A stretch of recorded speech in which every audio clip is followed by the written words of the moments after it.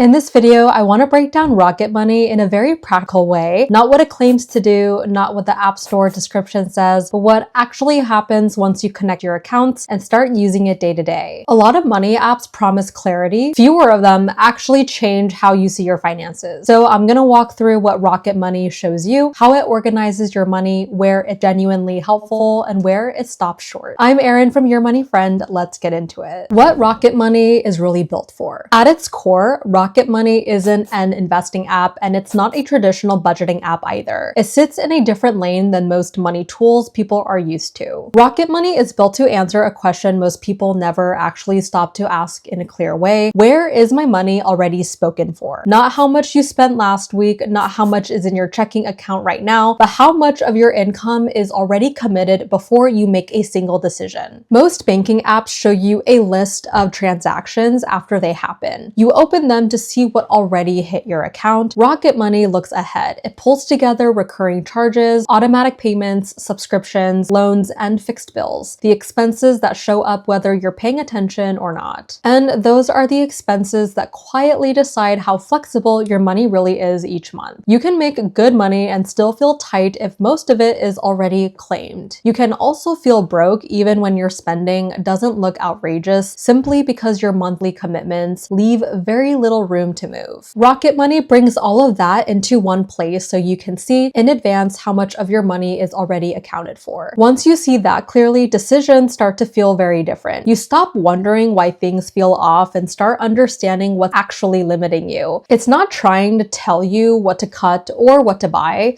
It's actually giving you a clear picture of what's already decided for you and how much freedom you actually have left.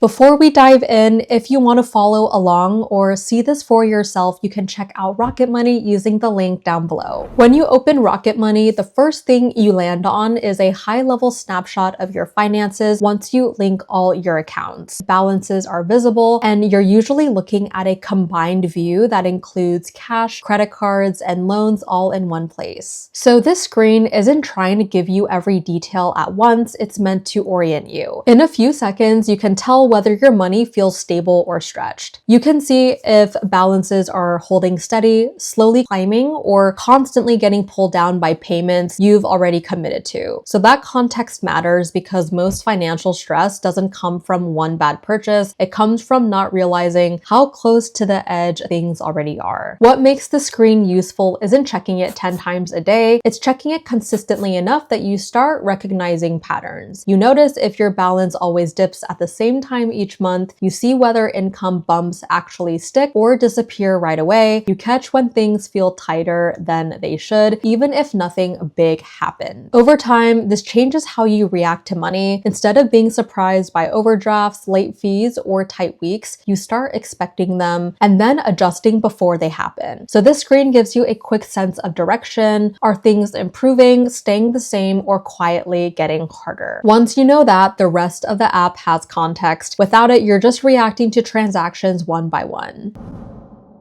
So if we go to recurring and go to upcoming, this is where Rocket Money becomes genuinely different from most finance apps. The recurring payment section pulls together everything that's scheduled to hit your accounts. Subscriptions, insurance, loan payments, memberships, services, anything that shows up again and again without you manually approving it. So seeing this laid out in one place does something important. It separates money you control from money that's already committed. If you've ever felt like you make decent money but still feel tight every month, this screen usually explains why. It shows you how much of your income is already promised before discretionary spending even starts. This is also one of the most useful screens to check before adding a new expense. Instead of guessing whether you can afford something, you can see whether your monthly structure actually has room for it. If subscriptions are the part that caught your attention, the free trial is linked below so you can actually see yours laid out. Subscriptions and money leaks. Subscriptions deserve their own attention because they're rarely painful enough to force a decision on their own. A streaming service here, a productivity app there, a membership you signed up for during a free trial, none of them feel serious in isolation. They're small, familiar, and they fade into the background. But when you add them up, they quietly take a real chunk out of your month. This is usually how people realize it's a problem. They look at their account and think, I make decent money. Why does this still feel tight? Nothing looks obviously wrong, but there's less room than expected. So that gap is almost always subscriptions. Rocket Money doesn't shame you for having them, it just lays them out clearly. So you can see what you're paying for, how often it hits, and in some cases whether the price has changed over time. Seeing everything in one place changes the conversation from is this expensive to is this still worth it? I've seen people open the screen and realize they're paying for tools they haven't touched in months or subscriptions they forgot they even signed up for. Not because they're careless, but because those decisions were made once and then never revisited. That's what makes this screen useful. It's not about canceling everything. It's about recognizing how many choices you made in the past that are still shaping your finances today. Once you see that, you can decide what actually deserves a spot in your monthly life and what doesn't. Spending patterns without micromanaging. So when you move into the spendings section, Rocket Money shows you how money actually moves through your accounts over time. Some months are higher, some are lower, and that part is normal. Life isn't evenly spaced. Travel happens, birthdays happen. So what this view helps you see is whether those changes make sense or if every month feels different for reasons you can't quite explain. A lot of people assume they're bad with money when the real issue is that their spending has no rhythm. One month feels fine, the next feels tight, and then there's no clear reason why. So this screen helps you tell the difference between occasional spikes and spending that never really settles. If your spending is all over the place, canceling one subscription or setting a strict rule usually doesn't fix much. Rocket Money doesn't try to correct it for you, it just shows you what kind of pattern you're actually dealing with, and that's usually the missing piece. For many people, seeing that pattern is more helpful than being told what they should or shouldn't do. Budgeting without obsession. Rocket Money's budgeting tools are intentionally light. You can set targets, watch categories, and notice when spending drifts higher than you expected. But this isn't a system that asks you to track every dollar or feel guilty about every choice. It works best when you treat it like a check-in instead of a rule book. You're not trying to be perfect week to week, you're just seeing whether your money generally lines up with what you care about. And that approach is actually why people stick with it. It gives feedback without turning money into something you're constantly stressed out about or thinking you're doing wrong. Net worth as context, not pressure. So the net worth screen pulls everything together, what you own and what you owe into one number. For some people, this is uncomfortable the first time they see it, especially if it's lower than expected or hasn't changed much. But the screen isn't there to judge you, it's there to give you context. This is not something you need to look at every day. Monthly or even quarterly is enough. Over time, it shows whether your decisions are moving you forward, keeping you in place, or slowly pulling you backwards, even if your income looks solid. It connects everyday choices to longer-term direction in a way most apps don't. What Rocket Money does not do. Now for the honest part, Rocket Money does not tell you how to invest. It doesn't suggest stocks, it doesn't manage portfolios. If you're looking for advice on what to buy or how to grow money aggressively, this isn't that tool. It also doesn't replace detailed budgeting software if you want long-term projections, complex planning, or lots of customization. And because it relies on linked accounts, it's only as accurate as the data it pulls in. You still need to glance at things once in a while and make sure they look right. Rocket Money won't fix irregular income, emotional spending, or uncertainty on its own. What it does give you is a clear view of what's already happening, so you're not guessing anymore. And for a lot of people, that clarity is the first step towards making money feel less confusing and more manageable. Who Rocket Money actually works for. Rocket Money works best for people who feel like money disappears before they can use it intentionally. If your stress comes from recurring charges, stacked monthly payments, or not knowing how much flexibility you actually have, this app can change how you see your finances. It's especially helpful if your biggest problem isn't earning money, but managing the structure around it.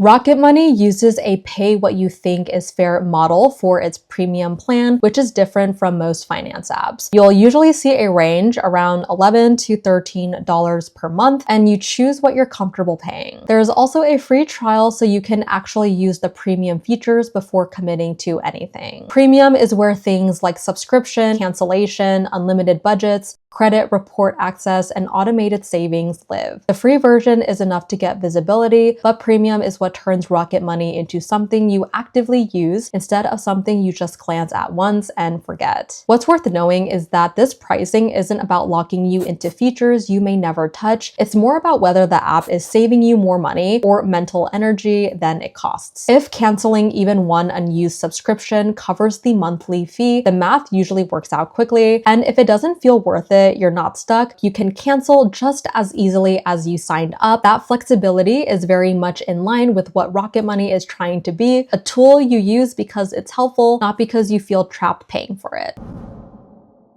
Rocket Money won't grow your money for you. What it does is show you whether your money even has room to grow in the first place. By putting recurring commitments, subscriptions, and cash flow in front of you, it helps you stop guessing about where your money goes and start understanding how it actually works month to month. If you use it consistently, it can change how you make decisions, not because it gives advice or tells you what to do, but because it makes the reality of your finances hard to ignore. For a lot of people, that awareness is what finally makes things feel manageable. If this breakdown helped you understand Rocket Money more clearly, give the video a like and subscribe for more honest money app reviews. If you want to try Rocket Money for yourself, I'll leave a link down below. You can use the 7-day free trial and see how it feels with your own accounts before deciding if it's worth keeping. I'm Erin from Your Money Friend. Thank you guys so much for watching, and I'll see you in the next one.